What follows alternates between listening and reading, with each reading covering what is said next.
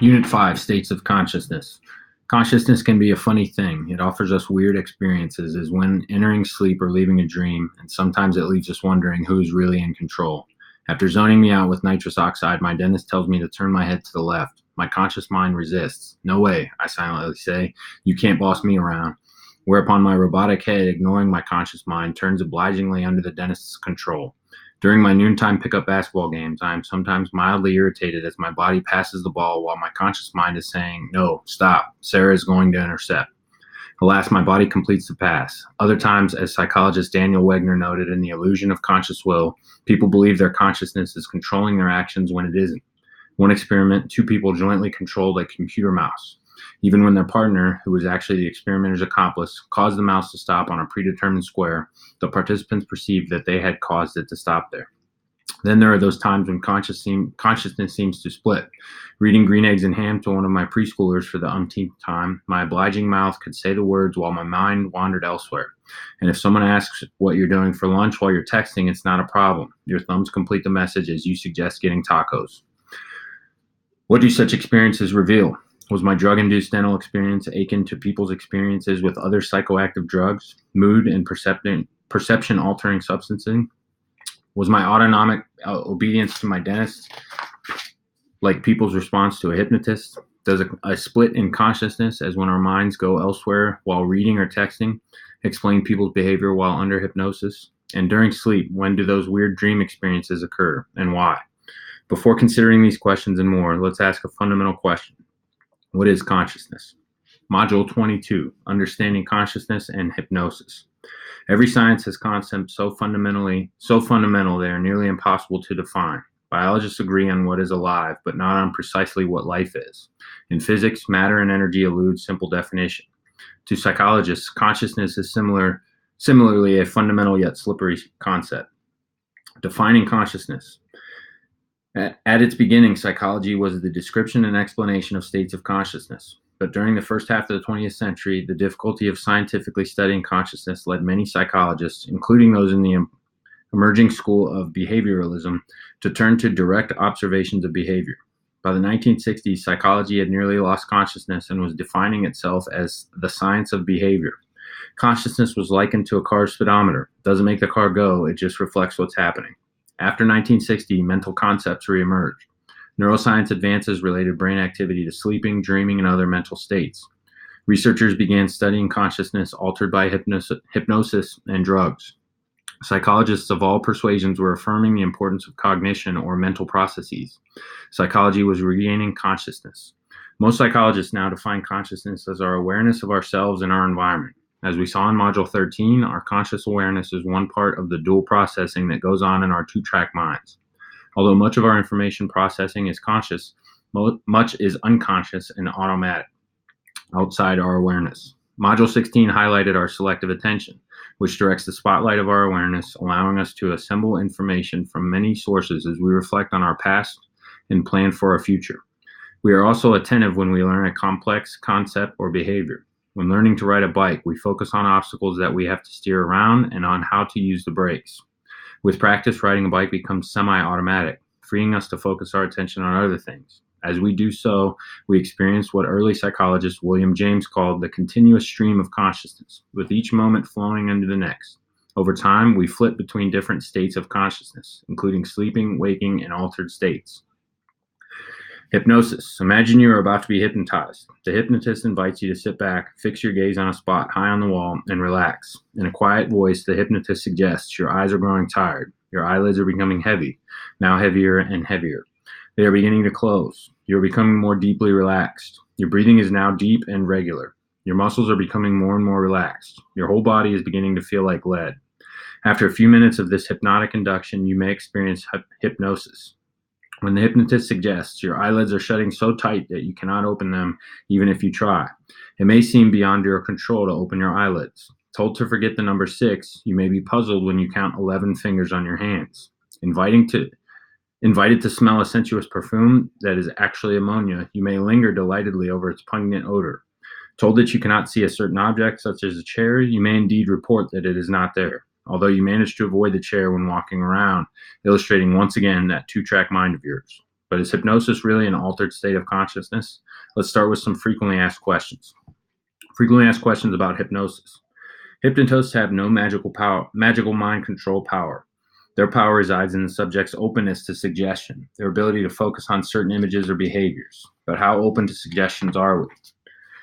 Can anyone experience hypnosis? To some extent, we are all open to suggestion. When people stand upright with their eyes closed and are told that they are swaying back and forth, most will indeed sway a little. In fact, postural sway is one of the items assessed on the Stanford Hypnotic Susceptibility Scale.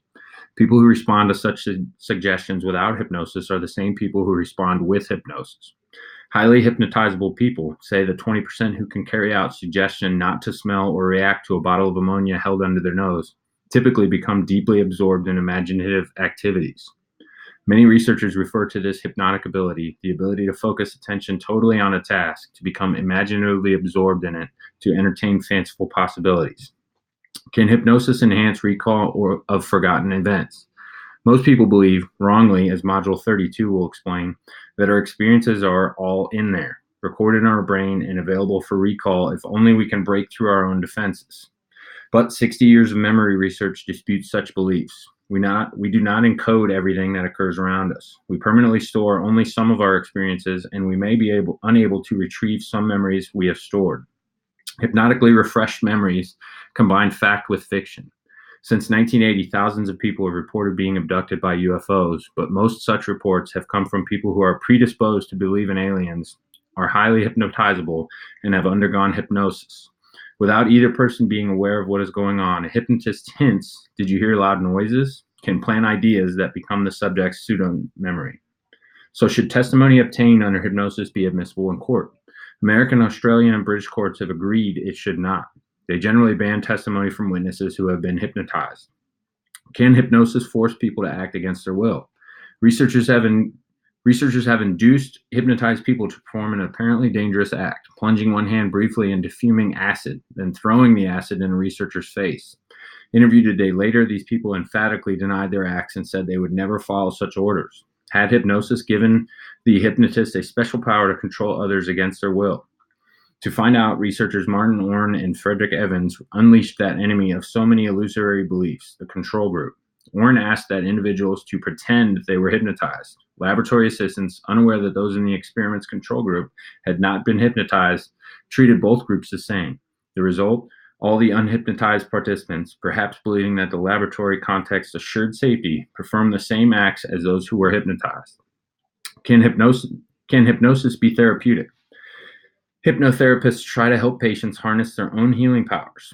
Post-hypnotic suggestions have helped alleviate headaches, asthma, and stress-related skin disorders. In one statistical digest of 18 studies, the average client whose therapy was supplemented with hypnosis showed greater improvement than 70% of other therapy patients. Hypnosis seemed especially helpful for the treatment of obesity.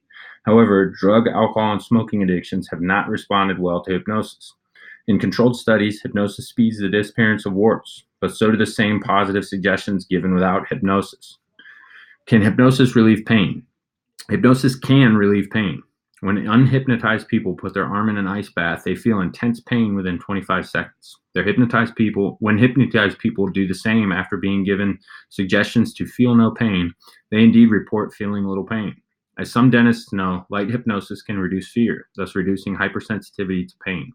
Hypnosis inhibits pain-related brain activity. In surgical experiments, hypnotized patients have required less medication, recovered sooner, and left the hospital earlier than unhypnotized control patients.